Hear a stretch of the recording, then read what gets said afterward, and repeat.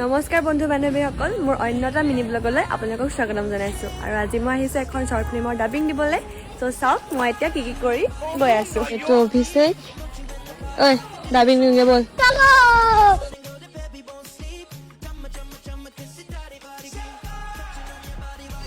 এবাৰ শ্বৰ্ট ফিল্মখনত মই double character কৰিছোঁ, বুজিছে?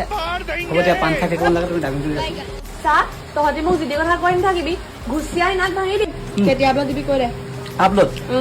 আপলোড ডিচেম্বৰ ভিতৰত দিম। আৰু সকলোৰে শ্বৰ্ট ফিল্মত চাব দে। আৰু এই শ্বৰ্ট ফিল্মখনৰ নাম হৈছে দুজনী গাভৰু। চ' এতিয়া আমাৰ ডাবিং দি হৈ গ'ল আৰু এতিয়া আমি গৈ আছো খাবলৈ কিবা এটা, মানে ভোক লাগিছে।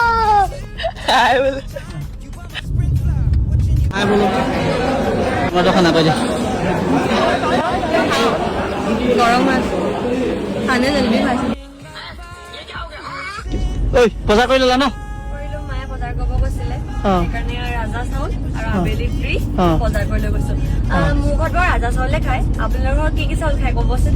আপোনালোকৰ ৰাজা চাউলটো খাবচোন, বহুত ধুনীয়া খাবলৈ কৈছো নহয়, খালে খাই থাকিবলৈ মন যায়। ভাত 2 গৰামান বেছিকেহে যাব পেটলে।